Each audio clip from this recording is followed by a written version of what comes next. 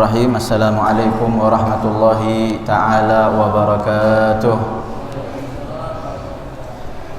Bismillah walhamdulillah wassalatu wassalamu ala rasulillah Sayyidina wa maulana Muhammad ibn Abdillah wa ala alihi wa sahbihi wa man tabi'ahudah, amma ba'd. Alhamdulillah, hadirin yang sama-sama kita semua mengharapkan rahmatnya Allah subhanahu wa ta'ala. Tidak ada kita yang hadir di tempat ini kecuali mengharapkan rahmatnya Allah subhanahu wa ta'ala. Dan hadisnya sudah jelas, kalau ingin mendapatkan rahmatnya Allah, selalulah di masjid. Dalam sebuah hadis bahwasanya tempat yang paling disukai oleh Allah subhanahu wa ta'ala adalah masjid-masjidnya Allah. Kenapa? Karena disebutkan dalam syarah Sahih Muslim milik Imam Nawawi, beliau katakan bahwasanya karena masjid ini tempatnya orang beribadah, tempatnya orang ngaji, tempatnya orang berzikir, tempatnya orang sholat, tempatnya orang beribadah, belajar ilmu agama, sehingga tempat tersebut dicintai oleh Allah Subhanahu wa ta'ala. Maka hadirnya kita di tempat ini, semoga kita semua dicintai oleh Allah Subhanahu wa ta'ala. Semoga kita semua mendapatkan rahmatnya Allah subhanahu wa ta'ala. Dan selalu pasti sebelum kita mulai pengajian, sebelum kita mulai kajian, yaitu kita baca zikir Allahu Allah. Kenapa? Karena adalah lafaz yang paling mulia adalah lafaz Allah subhanahu wa ta'ala. Kalimat yang paling indah adalah kalimat Allah, la ilaha illallah. Semoga di akhir hayat kita mampu kita mengucapkan la ilaha illallah, kalimat yang paling mulia, kalimat Allah. Maka kalau seorang muslim, usahakan sebisa mungkin lisan kita tidak pernah lepas dari mengucapkan Allah. Melihat sesuatu yang indah, subhanallah. Mendapatkan sesuatu yang nikmat, alhamdulillah. Kaget, astagfirullah, atau Allah. Kalau lisan kita sudah terbiasa dengan kalimat-kalimat yang baik, maka ketika malaikat pencabut nyawa datang kepada kita, kita kaget, kita melihat, maka otomatis yang akan keluar dari lisan kita adalah apa? Kalimat Allah. Maka sesuatu yang aneh bin ajaib, orang muslim yakin dengan kalimat la ilaha illallah, tapi dalam satu hari dia tidak pernah mengucapkan la ilaha illallah. Minimal 100 kali pagi, 100 kali sore hari, la ilaha illallah, la ilaha illallah, la ilaha illallah. 100 kali pagi hari, kemudian 100 kali sore hari. Itu minimal. Kalau mau diperbanyak, alhamdulillah. Jangan sampai kita meyakini, kalau ditanya agamamu apa? Islam. Yakin dengan kalimat la ilaha illallah, yakin dengan kalimat la ilaha illallah, tapi dalam sehari tidak pernah mengucapkan la ilaha illallah. Padahal ini kalimat apa? Kalimat yang semoga kita semua di akhir hayat dapat mengucapkan kalimat tersebut. Nah, sekarang ini zaman hitung-hitungan, semua dihitung-hitung. Nah, kalau sudah wirid atau kalau sudah zikir, katakan sudah zikir la ilaha illallah dalam satu hari 100 kali. Oh, kita sudah bilang ke teman-teman kita, saudara kita, oh alhamdulillah, saya ini satu hari baca la ilaha illallah 100 kali. Saya ini satu hari baca istighfar 500 kali. Saya ini satu hari baca salawat 800 kali. Tapi kita tidak pernah menghitung berapa kali lisan kita menyakiti hati orang lain, berapa kali lisan kita mengghibah orang lain. Tidak pernah dihitung. Di dalam rumah, masya Allah, sudah kayak apa? Sudah kayak tempat yang tidak baik, yang keluar tidak bapaknya, tidak ibunya, tidak anaknya, tidak menantunya, semua yang keluar apa? Kalimat-kalimat yang tidak baik.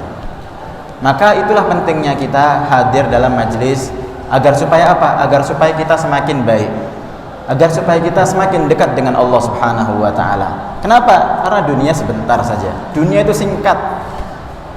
Mau 100 tahun, 200 tahun, pasti akan datang waktu kita kembali kepada Allah subhanahu wa ta'ala. Pasti, tidak mungkin tidak. Maka kembali bahwasanya kalimat Allahu Allah adalah usahakan selalu dibaca dalam keadaan apapun, dalam keadaan yang baik usahakan Allah, Allah, la ilaha illallah, la ilaha illallah, astaghfirullah. Maka kalau sudah kita terbiasa dengan perkataan tersebut, insya Allah kita dimudahkan oleh Allah Subhanahu wa taala di akhir hayat mengucapkan kalimat-kalimat yang baik tersebut. Kemudian ada satu faidah yaitu jangan sampai ini kalimat Allah, lafaz Allah ini adalah nama yang khusus untuk Allah Subhanahu wa taala. Tidak boleh kita menamakan anak kita ataupun siapapun dengan kalimat Allah, tidak boleh. Tidak boleh kita menamakan anak kita atau siapapun itu memberi nama Allah, tidak boleh. Kenapa? Karena nama Allah adalah nama yang paling mulia dan itu hanya milik Allah Subhanahu wa taala. Pernah dikisahkan salah satu cerita, ada satu orang, dia ini mempunyai anak, kemudian anaknya diberi nama Allah. Belum lama hidup, baru lahir belum lama, kemudian anaknya tersebut yang masih bayi langsung kena petir. Maka orang-orang bingung, loh, ini bapaknya aneh, kok bisa ngasih nama anaknya dengan nama Allah? Dan kenapa kok yang meninggal ini anaknya bukan bapaknya? Yang memberi nama siapa? Bapaknya. Tapi kenapa yang meninggal anaknya, yang meninggal bayinya? Agar supaya tidak ada Allah dua dalam alam ini. Allah itu hanya satu. Nah, ini penting juga. Jadi untuk mau ngasih nama jangan asal-asalan. Jangan asal-asalan. Mau punya anak, subhanallah, buka Al-Quran, dilihat. Nah, bahaya ini ya, dilihat ini. Apa yang keluar ini, gini-gini kan. Pas keluar ternyata, oh ini nih kelihatannya bagus. Ditanya namanya siapa, namanya Tony. Nama panjangnya apa? A'udzubillahi minasyaitonir. Waduh, hancur. Makanya kalau punya anak, datang kepada alim ulama, datang kepada orang soleh, tanya, Ustadz, Pak Kiai, ini saya punya anak, bagusnya dinamakan apa? Akhirnya orang paham, oh bagusnya namanya fulan. Ini terjadi masya Allah banyak sekali. Ini masih muqaddimah ya. Ini terjadi banyak sekali. Ada satu orang perempuan namanya musyrikatun. Musyrikatun. Artinya apa musyrikatun? Orang perempuan yang syirik kepada Allah Subhanahu wa taala. Ya, ini kenapa? Karena jauh dari ulama. Ada pengajian tidak mau hadir. Sudah diumumkan hadir, ada kajian tidak mau hadir. Akhirnya ngasih nama musyrikatun, ngasih nama syaitoni. Nah ini gimana? Yang salah siapa? Ya bukan ulamanya, sudah ngasih tahu. Setiap hari Ahad malam ada kajian fikih, wudhu yang betul gimana, sholat yang betul gimana, apa pesannya Rasulullah SAW. Lah kok kita tidak mau, ya sudah. Kita hanya menyampaikan. Jadi itu pentingnya. Kalimat Allah Subhanahu wa taala, maka usahakan setiap hari, usahakan lisan kita tidak pernah lepas dari kata Allah, Allah, Allah. Dan kalau kita sudah sering mengucapkan Allah, la ilaha illallah, maka hati kita menjadi terang, hati kita menjadi lembut. Kalau hati kita terang, hati kita lembut, ingin beramal soleh itu mudah. Sholat tahajud mudah, sholat duha mudah, beramal soleh mudah. Kenapa? Karena hati kita sudah penuh cahaya. Kebaikan itu cahaya. Ketika melihat cahaya senang. Tapi kalau melihat sholat itu berat, kemudian duha berat, baca Quran berat, kenapa? Mungkin hati kita masih kotor. Maka usahakan setiap hari, usahakan la ilaha illallah, Allah, Allah, astaghfirullah, apapun, zikir apapun bebas, silahkan perbanyak. Waf'alul khaira la'allakum tuflihun dalam ayat Al-Quran. Dalilnya mana? Waf'alul khaira la'allakum tuflihun. Berbuat baiklah, maka kalian insya Allah akan menjadi orang yang jaya, orang yang sukses. Baik, insya Allah seperti biasa, pertama kita akan membaca hadis tentang pesan-pesannya Rasulullah Shallallahu Alaihi Wasallam. Apa pesannya Rasulullah kepada umatnya? Apa pesannya Rasulullah kepada para sahabatnya? Ini kita termasuk umatnya Rasulullah. Kita akan dengarkan apa pesannya Rasulullah Shallallahu Alaihi Wasallam yang ditulis ataupun yang dikumpulkan dalam kitab Safwatul La'ali'il Mansurah. Baik, insyaallah kita dengarkan pertama yaitu pesannya Rasulullah, kemudian yang kedua kita akan sama-sama mengkaji tentang fikih. Bismillah. Bismillahirrahmanirrahim.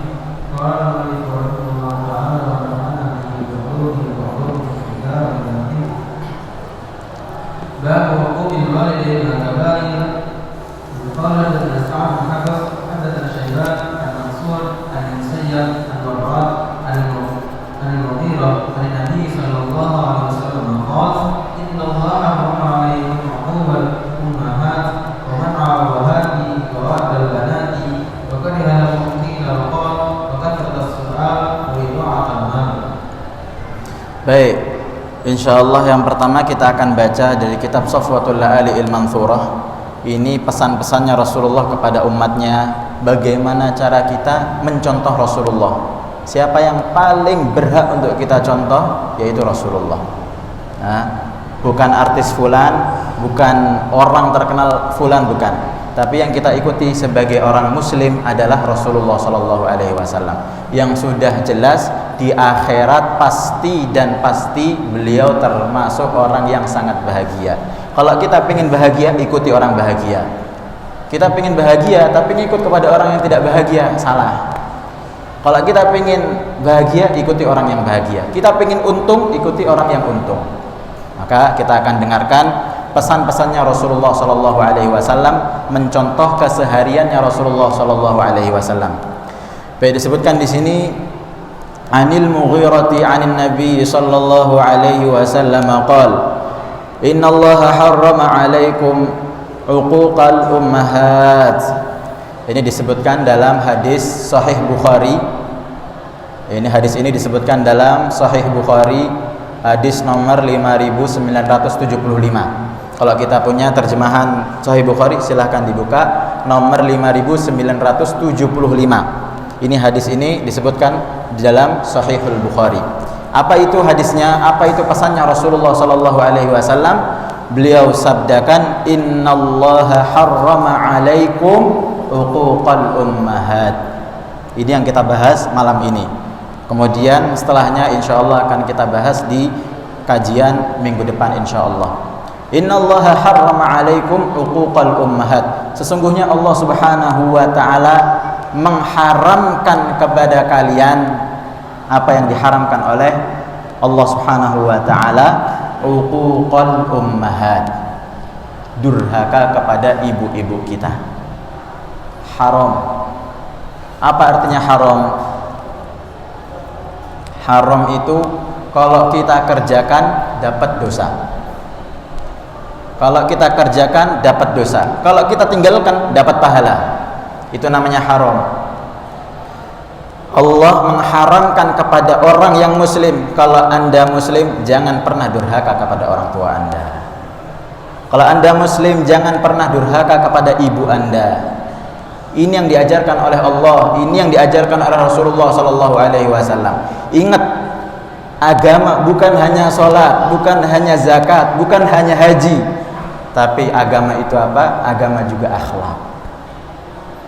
Bagaimana akhlak kita kepada sesama kita, bagaimana akhlak kita kepada tetangga kita, bagaimana akhlak kita kepada saudara kita, bagaimana akhlak kita kepada orang tua kita. Bahkan dalam hadis yang lain Rasulullah Shallallahu Alaihi Wasallam ditanya, ya Rasulullah, iman yang paling baik itu apa? Iman yang paling baik itu apa? Maka Rasulullah Shallallahu Alaihi Wasallam katakan, orang beriman yang paling baik adalah orang yang paling baik akhlaknya. Lisannya tidak pernah menjelek-jelekkan orang lain. Lisannya tidak pernah untuk menggibah orang lain. Lisannya tidak pernah digunakan untuk merendahkan orang lain. Ini semua bukan ajaran Islam. Kalau ada orang Islam, dia mengaku Islam, menjelek-jelekkan orang lain, maaf, Anda bukan Islam. Islam tidak mengajarkan seperti ini. Islam itu mengajarkan kita kasih sayang.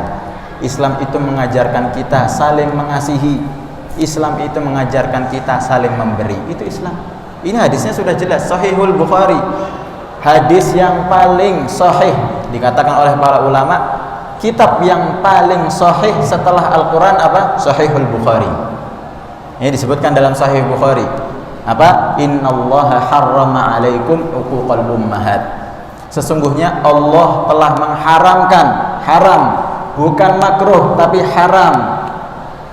Haram itu apa? Kita kerjakan, kita durhaka kepada orang tua, seketika itu juga kita mendapatkan dosa. Tapi kalau kita tinggalkan, kita tidak durhaka kepada orang tua kita, seketika itu juga kita mendapatkan pahala. Innallaha harrama alaikum uquqal ummahat. Allah Subhanahu wa taala mengharamkan kepada kalian durhaka kepada al-ummahat. Al-ummahatnya ini apa? Al-ummahat ini jamak daripada yaitu ibu-ibu. Tidak boleh kita durhaka kepada ibu kita.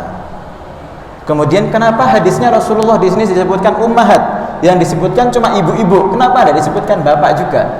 Disebutkan dalam syarahnya, yaitu Dzukirul ummahat iktifa bidzikrihinna 'anil aba.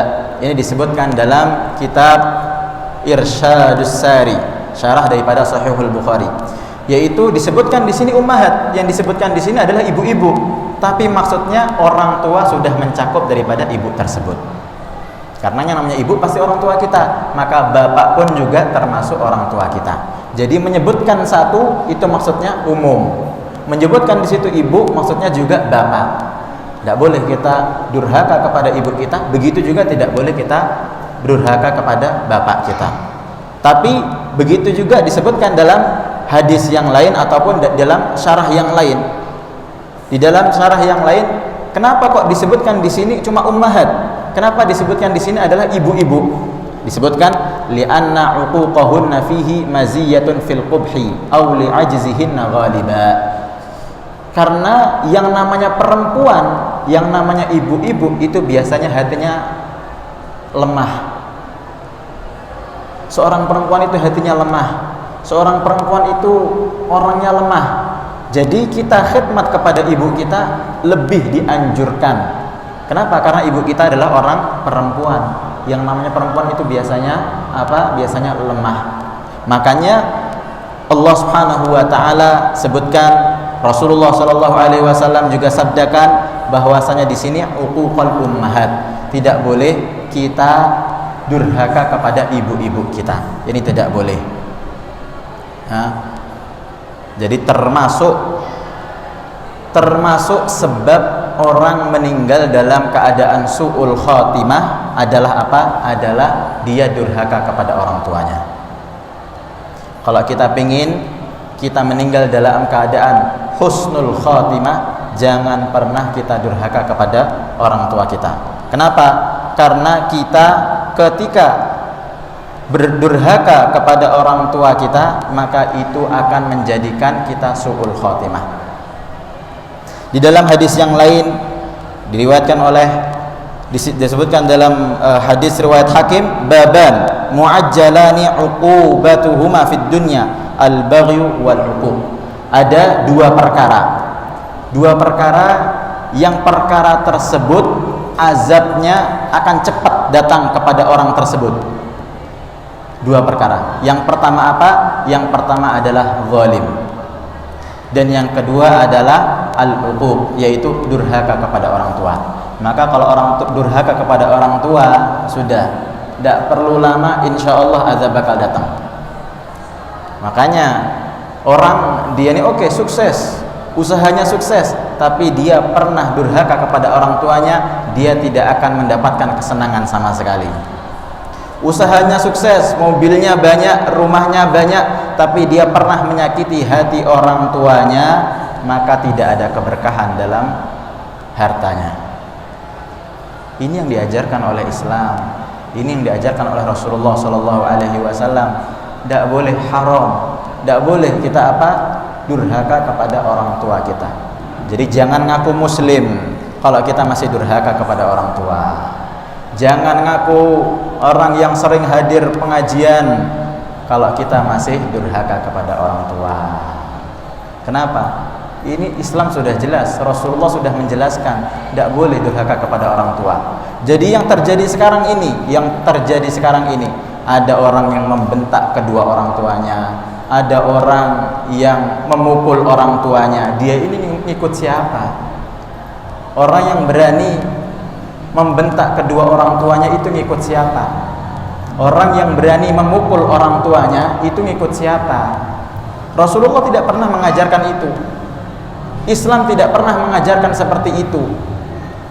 Bahkan sekarang Masya Allah terjadi anak memenjarakan orang tuanya. Ini ikut siapa?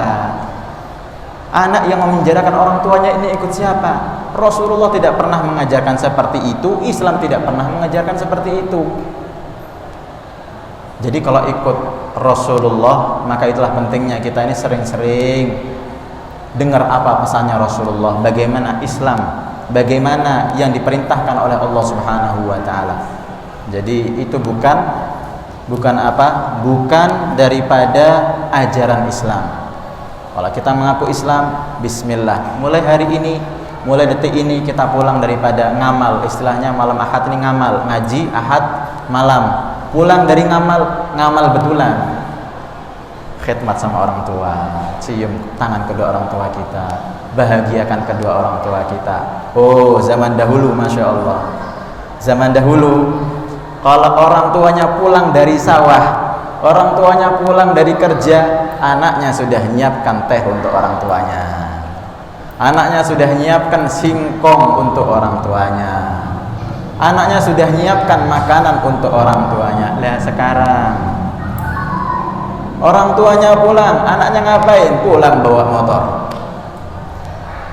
Wala, nggak ada singkong, nggak ada teh, nggak ada. Belum lagi kalau anaknya pulang-pulang marah. Allah, gimana rasa orang tuanya? Ini bukan ajaran Islam. Yang diajarkan oleh Islam apa? Selalu berbuat baik kepada orang tua kita. Kalau kita mengaku Islam, bismillah. Mulai sekarang kita harus berbakti kepada orang tua kita. Suatu ketika zaman dahulu ada seorang ulama. Beliau katakan ketika orang tuanya meninggal, beliau nangis jadi-jadinya. Kemudian temannya datang, "Ya Syekh, kenapa engkau menangis begitu dalam nangisnya?" Maka beliau katakan, "Iya, karena sudah tertinggal ataupun sudah pergi satu pintu daripada pintu surga." Yaitu siapa? Orang tua kita. Selama orang tua kita masih ada, usahakan itu adalah pintu surga kita. Bahkan dalam hadis, celaka, ditanya, "Ya Rasulullah, siapa yang celaka?" Rasulullah sabdakan lagi, celaka. "Ya Rasulullah, siapa yang celaka?" Rasulullah sabdakan lagi, celaka. 3 kali diulang oleh Rasulullah SAW. Maka ditanya, "Ya Rasulullah, siapa maksudnya?" Maka dikatakan oleh Rasulullah, celaka bagi seseorang yang dia ini bertemu dengan orang tuanya, masih ketemu dengan orang tuanya, masih satu rumah dengan orang tuanya, hidup sama orang tuanya sudah sepuh, tapi dia tidak bisa khidmat, dia tidak bisa menjadi ahli surga asbab dia tidak khidmat kepada orang tuanya. Ini yang diajarkan oleh Islam. Jadi Islam bukan hanya tentang sholat, Islam bukan hanya tentang zakat, Islam bukan hanya tentang haji. Sebanyak apapun Anda sholat, sebanyak apapun Anda sedekah, sebanyak apapun Anda sholat malam, tapi kalau Anda menyakiti hati orang tua, ya sudah.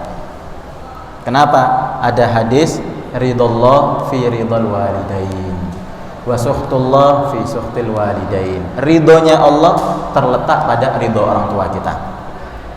Kalau orang tua kita ridho kepada kita, maka kita mendapatkan ridhonya Allah Subhanahu wa ta'ala. Tapi kalau orang tua kita marah kepada kita, maka Allah marah kepada kita.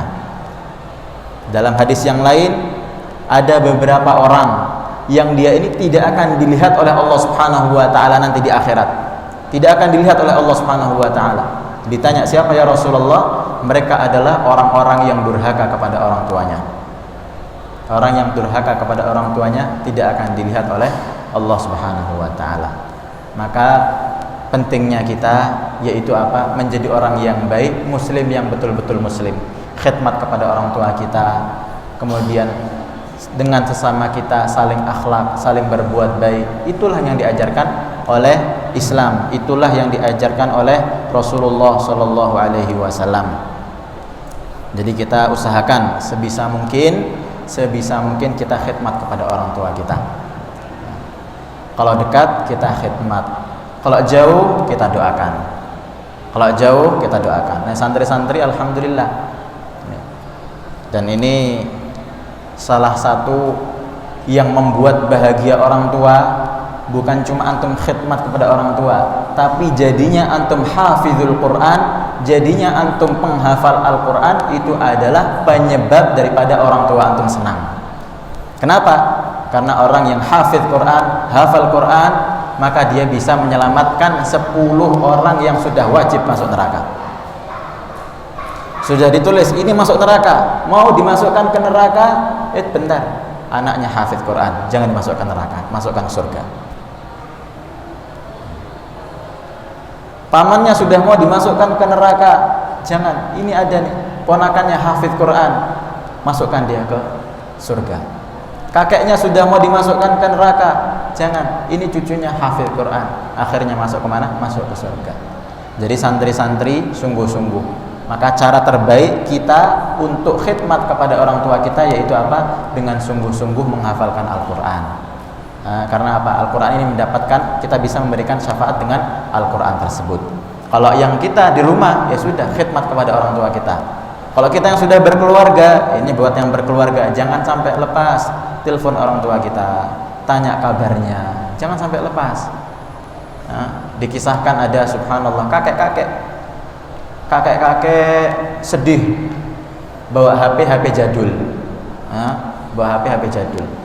pergi ke counter, datang ke counter ini tempat memperbaiki HP, tanya kepada mas di situ, mas coba dicek ini HP saya rusak kelihatannya.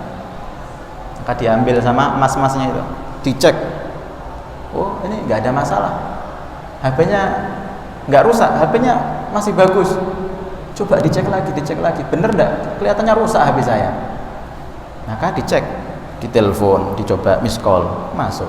Dibuat di SMS juga masuk. Dicoba telepon bisa. HP-nya enggak rusak, HP-nya masih bagus. Ngomong ke kakek yang tadi, kek, dipanggil, kek, datang kakaknya. Ini HP masih bagus, enggak rusak HP-nya. Loh, apa iya? Iya. Kenapa emang kek, kok engkau bawa HP ini ke sini? Kamu katakan rusak. Kakek itu katakan, oh iya, karena saya sudah lama anak saya tidak pernah telepon kepada saya. Saya kira HP-nya rusak. Saya ini pingin dapat telepon dari anak saya, tanya gimana kabarnya. Jadi kalau kita betul-betul muslim, bismillah, Islam mengajarkan kepada kita apa? Berbuat baik. Islam mengajarkan kepada kita untuk selalu berbuat baik, khidmat kepada orang tua kita. Ini yang diajarkan oleh Islam. Ini yang diajarkan oleh Rasulullah. Ini yang diperintahkan oleh Allah. Nah, sebelum Islam datang, subhanallah, orang Arab dalam keadaan gelap. Tapi setelah Islam datang, semua diatur oleh Islam begitu sangat indah. Maka kalau kita mengaku Islam, mengaku mengucapkan la ilaha illallah, maka kita mulai sekarang kita berbuat latihan merubah diri kita menjadi semakin baik, Semoga Allah Subhanahu wa taala jadikan kita orang yang selalu berbuat baik, dan semoga kita semua dijadikan orang yang bisa khidmat kepada orang tua kita, khidmat kepada ibu kita, khidmat kepada orang tua kita, kepada bapak-bapak kita, dan semoga asbab khidmat kita kepada beliau-beliau kita mendapatkan rahmatnya Allah Subhanahu wa taala, mendapatkan ridhonya Allah Subhanahu wa taala, dan semoga kita semua yang hadir dalam majelis ini kita sama-sama mengaji apa pesannya Rasulullah, semoga diberikan istiqomah, semoga dimudahkan oleh Allah Subhanahu wa taala dan dijadikan kita termasuk ahli surga dan kita menjadi orang yang semakin baik dalam setiap harinya. Amin Allahumma amin. Baik, insyaallah kita lanjutkan kepada bab atau kajian fikih.